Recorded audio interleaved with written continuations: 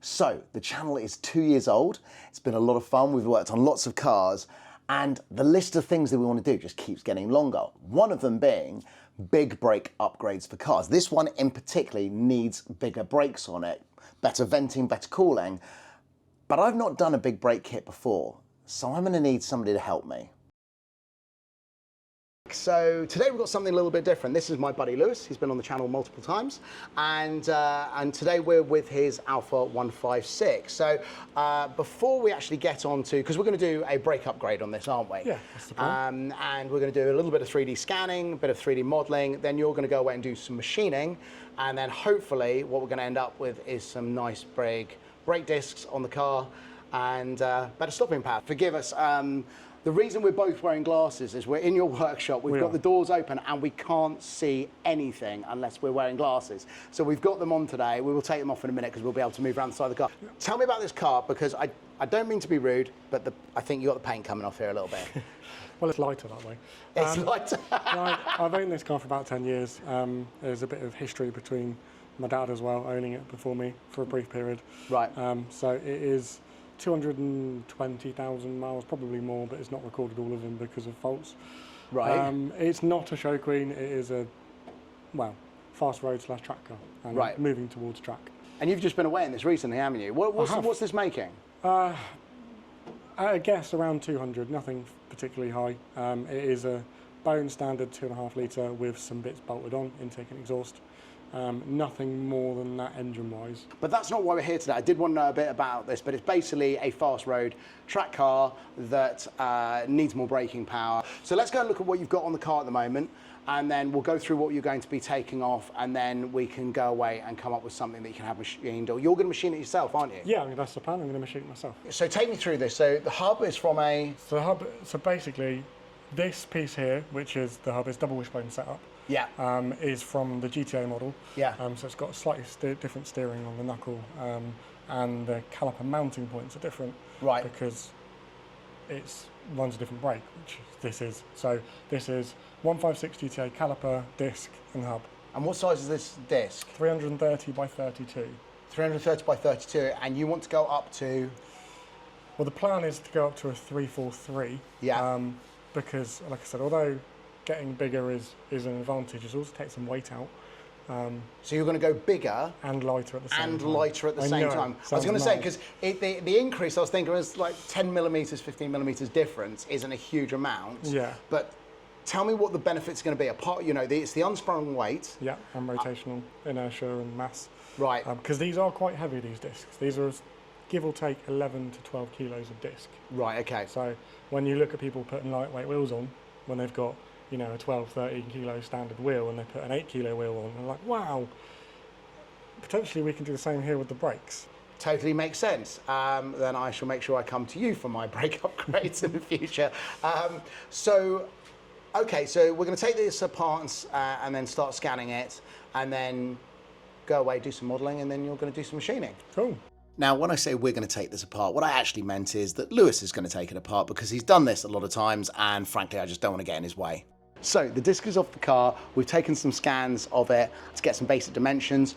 Now we're going to go off way and do the 3D modelling side, and then once we confirm that all fits up to the rotor, it's the right dimensions, etc., Lewis is going to go and do the machining, and then we're going to come back and we're going to put it all together and get it back on the car. So time to go and do that.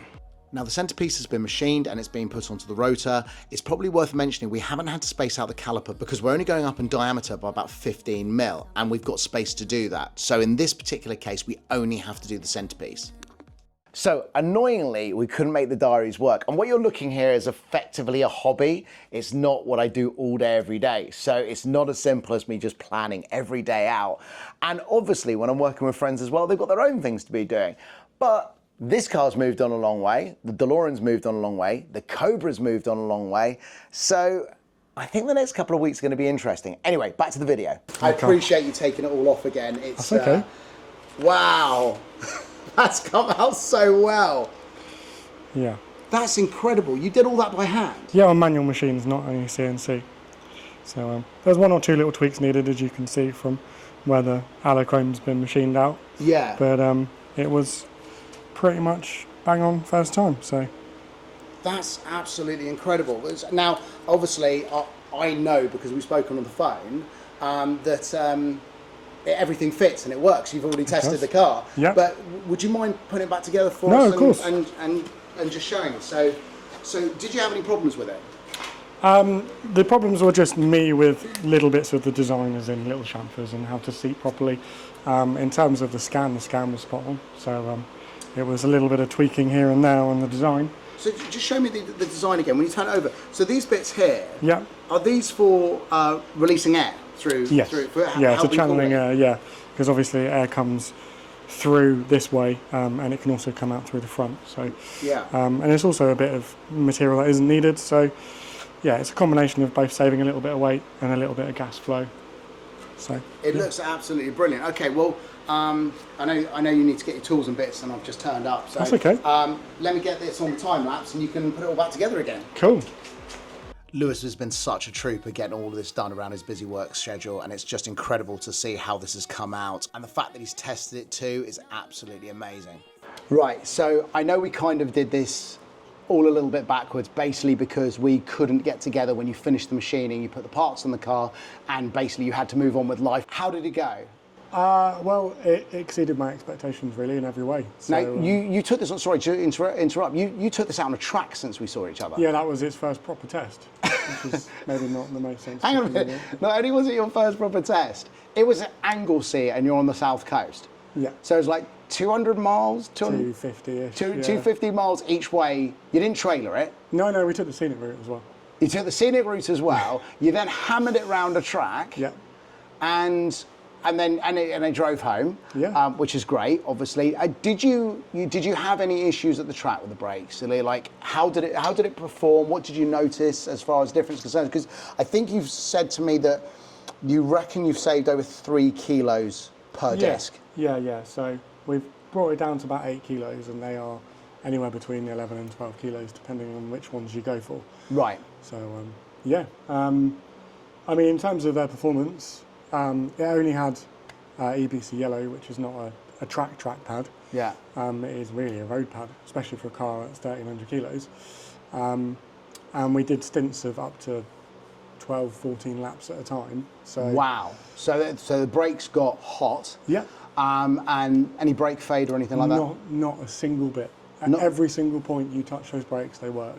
So no brake fade. And how was it performing against other cars? Because I know I think you mentioned there was a few big boys at the track, shall we say? Yeah. There was some M4s and all the catering boys and some Lotuses and everything. Right. I think they were quite surprised to something like this.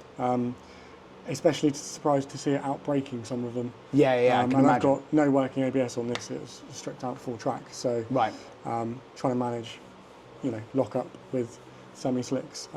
But no, it was fantastic. Like I said, 0 fade, which I'm genuinely surprised by with a road pad. It's great to know that it's worked. I'm over the moon. I'm not going to take any credit. It was your design. I'm just sort of here just to be involved, and I'm very grateful to be involved. But it was your design. You did the machining. You knew how you wanted the model to be created, and then obviously the machining done from that. What cars will this brake conversion, what cars will it fit? Yeah, so this particular, what we've tested at the moment, will fit straight on any 147, 156 or GT with a 3.2 engine only. Right. Because that's the one with this brake setup. Yeah. There are a couple of other variations now as well, but they'll go on the site at some point. Yeah. It'll also fit your GTV and your Spider, your early 2000s ones. Yeah, it'll fit 147, 156, GT, GTV and Spider, all with the 3.2s. Cool. Well, I'll make sure your links are in the description so people can find you. And as I said, it's a great car. I mean, I love cars like this. I'm not a big fan of garage queens. No, use it. A car needs to be driven. Look, if you've got like a Bentley that's nearly 100 years old and there's 3 left on the planet, like I get it. Yeah.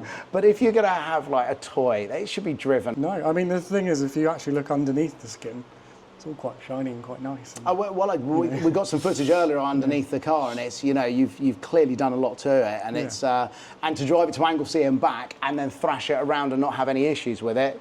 absolutely fair play to you. You've done a great job. But Lewis, thanks so much for having me involved in this. And it's been very exciting. It's been great to learn from you because, as you know, with the DeLorean and the Cobra and the other cars I'm working on, at some point we're going to have to do, we've got to do some brakes. Oh, yeah. So, yeah, we'll sit down and have a chat about what we're going to do next. Nice. Thanks, buddy. Thanks, Sam. And there you have it, a big brake conversion on the ALFA 156. Not as complicated as I thought it was going to be, but I suppose we had the luxury of not having to space out the calipers. Maybe that's one for another video. But it would be amiss of me not to mention Corality, the sponsor of the channel, who gave us this piece of equipment, which is the Sermoon P1. You've seen me use it in other episodes, and it has been truly amazing. Built-in screen, wireless, you know, it just makes life so much easier than using any of the other products out on the market. So if you are a hobbyist who's moving towards maybe a more professional level and might be doing commission-based projects, I would really, really have a look at one of these. £3,000 is quite a lot of money, but actually it can save you a huge amount of time. And I'm gonna leave the details up on the screen because there is a lot of specs which are really, really important. The 22/7 and 1-line scanning functionality in infrared and both blue lines. But we did something when we were at Lewis's garage, which I hadn't tried before. I am getting used to using this piece of equipment, but we decided to scan the engine bay with no markers to see how well it worked.